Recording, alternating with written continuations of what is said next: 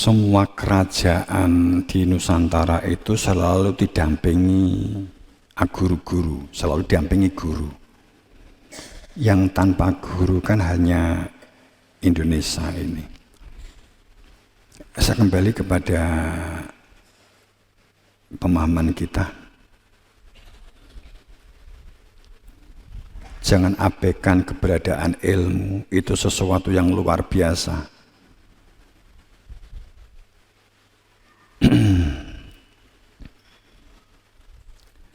Saat kamu abaikan, maka Tuhan pun juga akan mengabaikan. Untuk bikukuh lakot manallah alal mu'min idba'atha fihim rasul, tadi sudah kita sampaikan. Coba cermati ayat ini. Taukid, maukid, ta'rif, mutakalim, istimror, lakot majlul. Kalau bahasa bebasnya begini, sungguh lamnya kan lam penekanan mutlak, lamnya kan lam mutlak. Gampangnya ini pomone lam mutlak itu beginilah. Ih goblok tok kowe kan gitu kan. Upamane Gusti Allah medhuk kuwamplengi, goblok ngono. Koplok kan gitu. Lakot dengan sebenar-benarnya sungguh. Yang disebut manusia beruntung berada di dalam rahmat, di dalam ampunan, di dalam cakupan dan keberlimpahannya Allah. Itu hanya mereka yang mukmin, hanya mereka yang iman di dalam fakta, realitas aku bersaksi. Itu hanya jika idba'atha fihim, jika dia bertemu tatap muka fihim di antara mereka, satu nafas, satu lingkungan, satu nafas, satu atmosfer, oksigen yang sama. Nabi Muhammad oksigennya beda zaman biyen.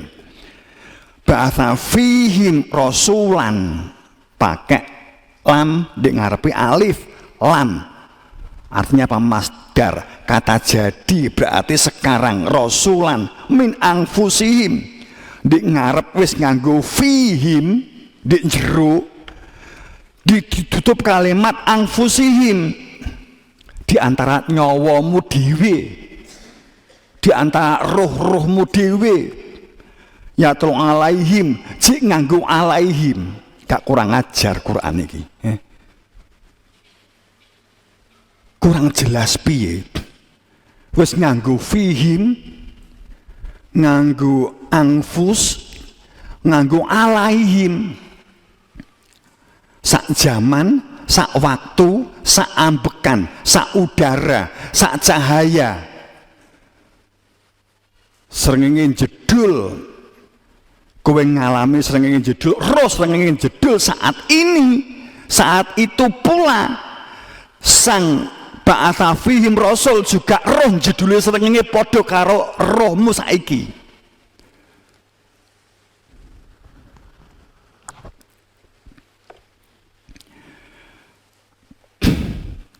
Ya telu alaihim, baru apapun yang dibacakan oleh yang hak wenang dan sah idba'atha fihim rasul itu, ayatnya menjadi nyoto, menjadi jelas, dan kamu menjadi orang-orang yang yuzakihim, orang-orang yang disucikan, orang-orang yang dibersihkan. Hanya jika tatap muka idba'atha fihim rasulan, yung alimul kitab ikat nek dinyang iki yang mul kitab, keberadaan wakil resmi Tuhan itulah pemegang Alkitab yang memberi pemahaman bagaimana kamu hidup, apa itu Alkitab.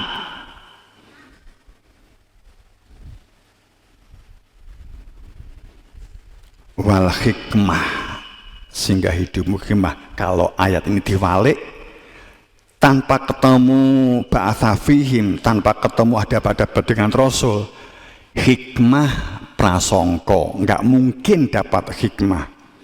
Yu'alimul kitab, tidak mungkin memahami kitab kecuali hanya dari katanya ke katanya.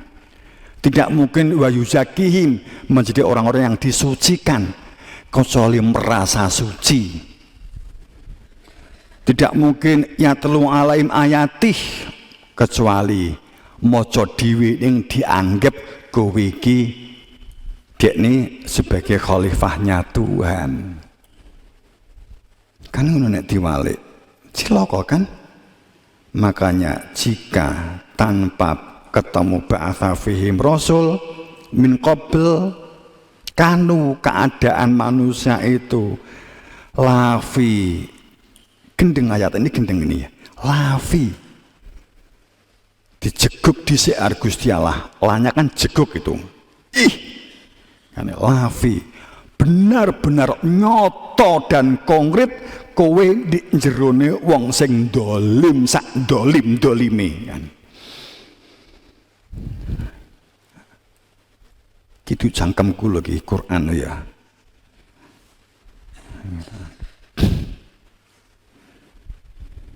Sekali lagi makanya saat memandang keberadaan guru masih dikaitkan dengan perihal fisik jasad lahiriah, masih dikaitkan dengan hubungan darah daging kulit, maka hal demikian masih diliputi oleh ego, dijajah oleh nafsu, terjerat oleh akal pikiran ananiyah.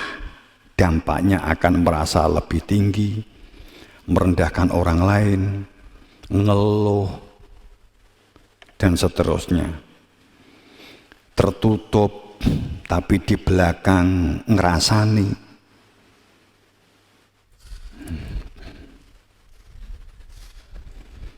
Sekali lagi pahami, gurumu adalah magnet bagi kemakmuran. Gurumu adalah jembatan bagi keberlimpahan. Gurumu adalah penjaga gerbang bagi jaya kesejahteraan. Inilah hukum kesemestaan. Ya. Makanya kan kita tutup dengan ayat ini. Amlam ya'rifu rasuluhum fahum lahu munkirun. Ayat ini tibae coba. Enggak tibae kaya lagi roh wae. Akibat manusia itu telah menyepakati dan mengkonspirasi tidak ada lagi rasul yang ada di antara mereka. Karena keinginan mereka supaya mendapat pengakuan.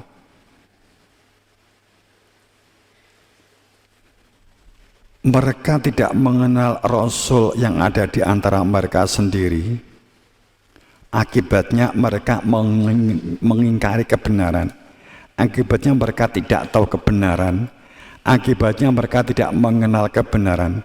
Akibatnya mereka tidak berada di dalam kebenaran, kecuali hanya prasangka-prasangka dan kira-kira yang mereka anggap sebagai kebenaran semisal dari Tuhan. Al-Mu'minun 6:9.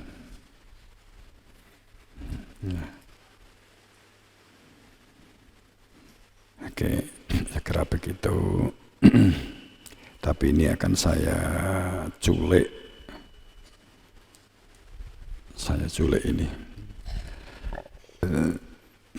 Tadi kan kita sudah berbicara tentang jaringan ketakutan yang mengikat akal sehingga kita menjadi manusia terjajah.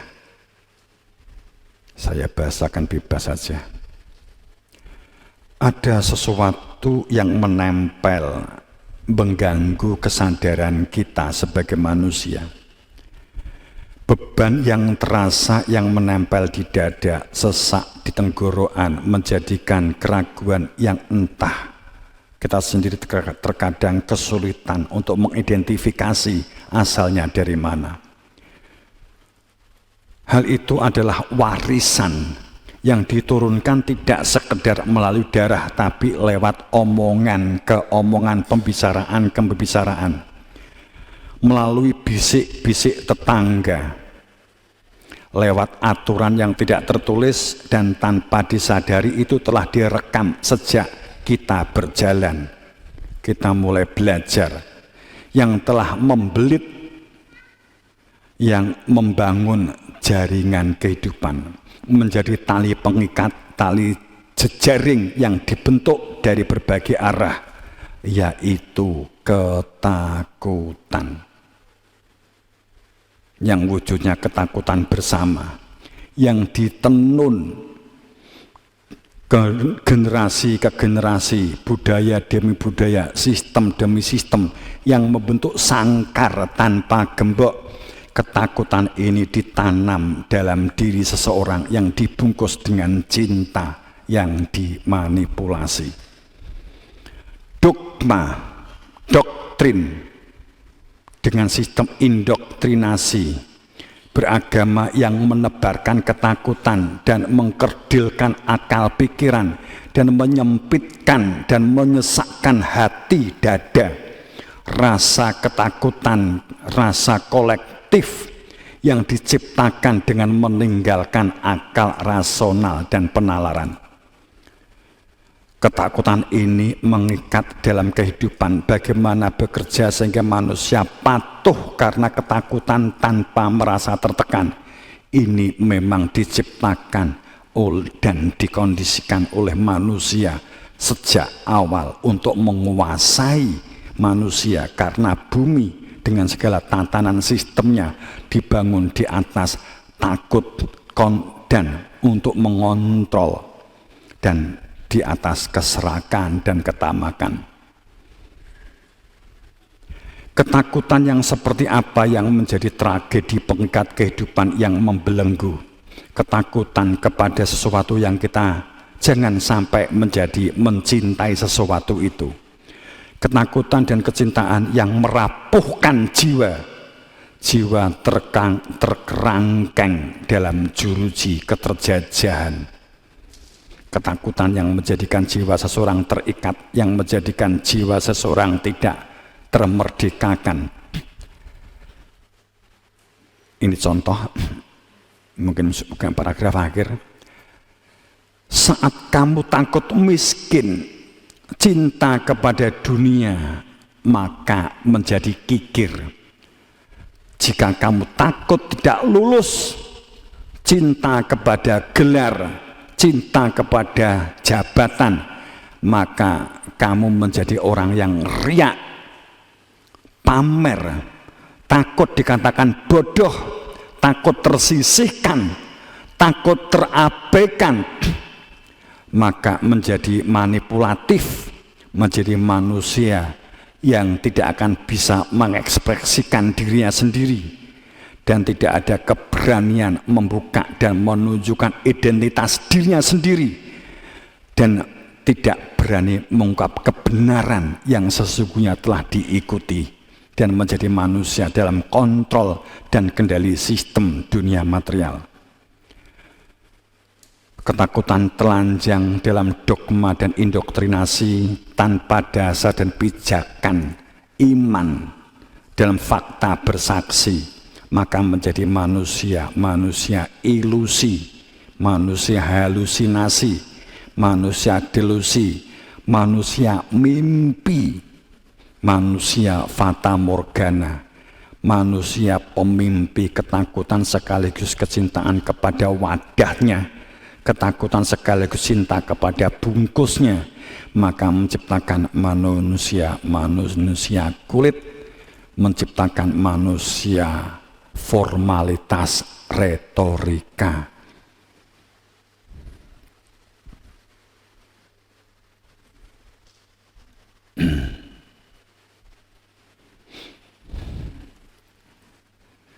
Ini jadi ada, saya mencoba menulis, ada hanya kalimat ketakutan, ternyata dampaknya panjang lebar.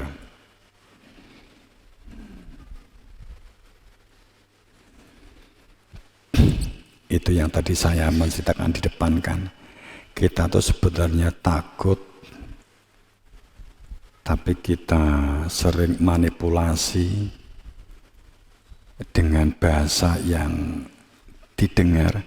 Kamu hati-hati loh ya. Kalau kamu jujur takut, ya katakan saja takut, nanti akan menemukan solusi. Tapi kalau kamu takut, ya ini kan untuk demi biar rukun, kamu gak akan menemukan jawaban deh.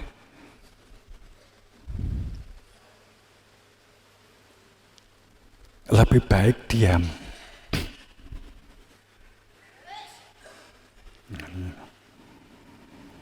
Karena tetap kelihatan.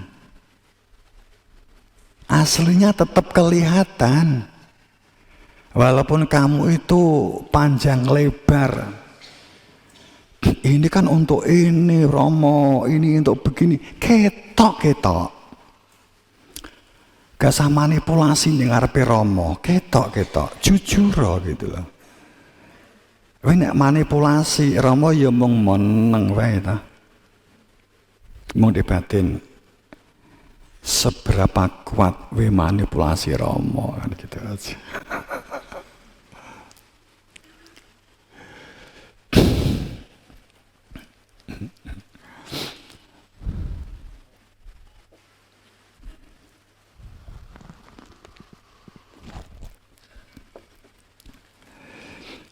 Ketok orang yang terbiasa matur itu karena terbiasa manipulasi itu ketok. Makanya kan sering kadang itu beberapa, kayak adik saya sendiri, Ustadzah Vivit, kok Romo perso sih? Nek kayak gini, kok Romo perso gini? Saya itu sebenarnya enggak ngira, aku kok perso enggak. Ya, tapi nyatanya ngono kok perso.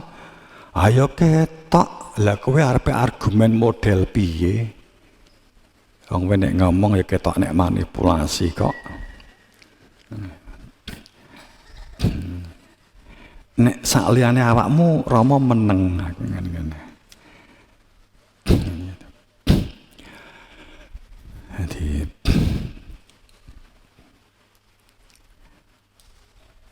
tapi bukan dia, tapi enggak ekstrem kok, enggak radikal, enggak.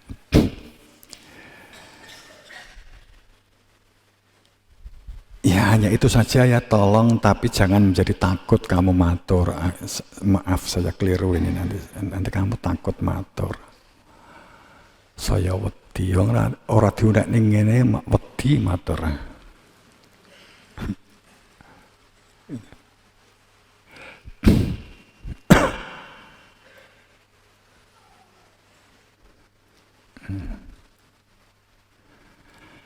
Jadi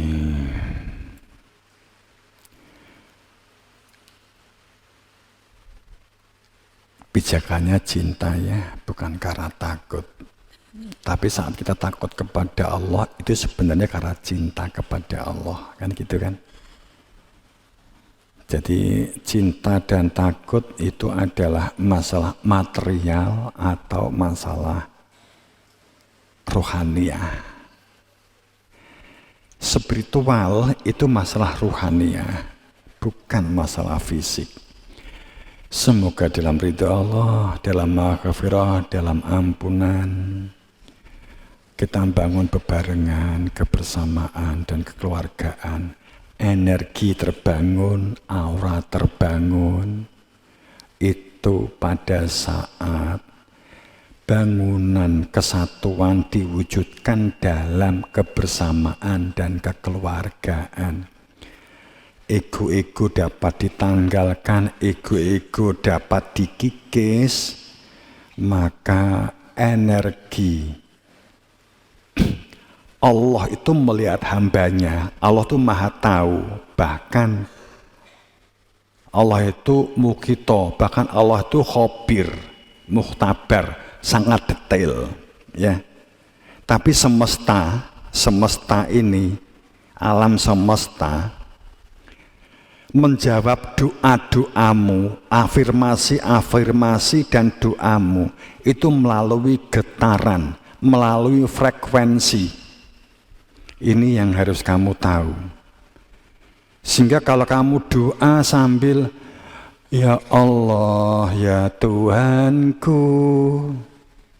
Karo puisi, tekong Gusti Allah enggak, karena alam semesta itu membaca frekuensi, membaca getaran batinmu. Sehingga kenapa orang berdoa itu banyak yang enggak terkabulkan, bukan masalah dungone, nek wis punya frekuensi dungone roh intine, tahu intinya, enggak usah bingung. Iki doane sing ndi sing bener? Ayat iki apa sing iki? Sembarang. Gusti Allah ki arepe ngomong kaya manuk mbiyu enggak apa-apa. Ning hatinya ikut bergetar, hatinya itu ikut frekuensi.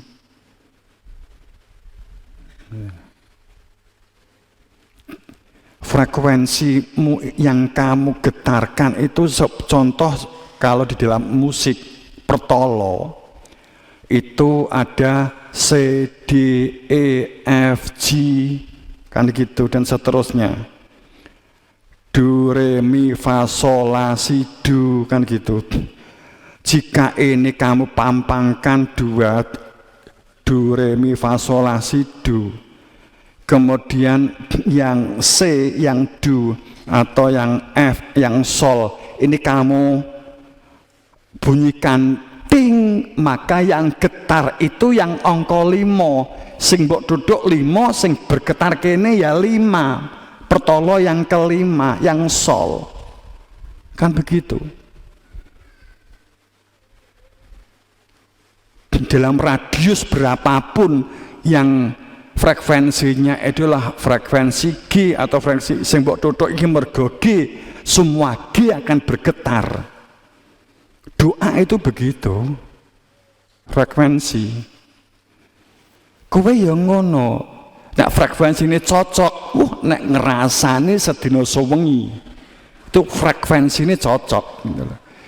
Ini podo C minore kan gitu.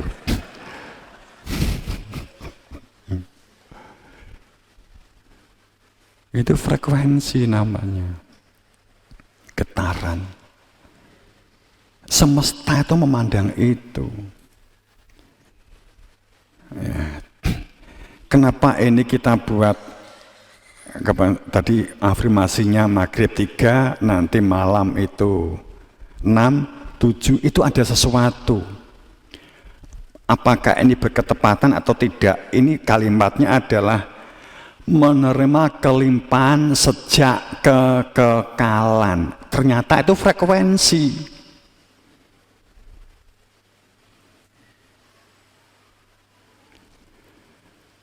Saya lahir tanggal 10 bulan 10 di tahun frekuensi. Ini saya nggak berani bunyikan ini. Jadi ada 2 kali kelahiran.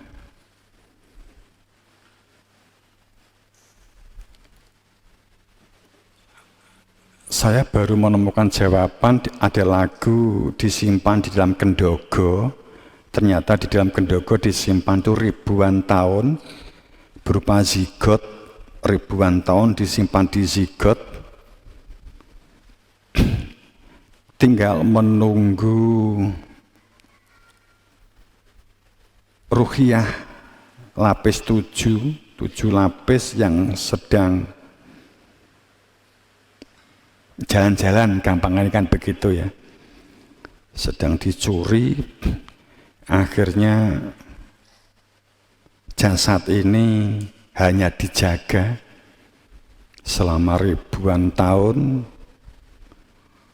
dan 24.000 tahun kemudian baru bisa menyatu, kemudian diletakkan di satu titik, dititipkan, maka terlahirlah untuk yang kedua.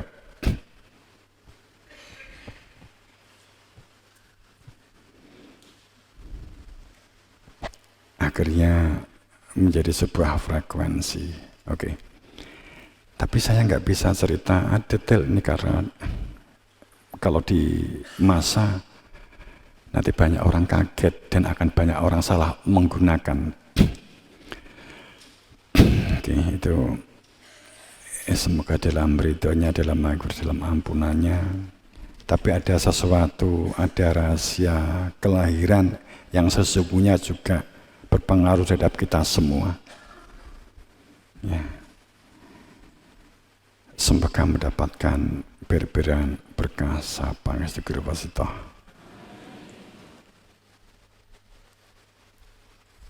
Ihdinas mustaqim bil haq. Assalamualaikum warahmatullahi wabarakatuh.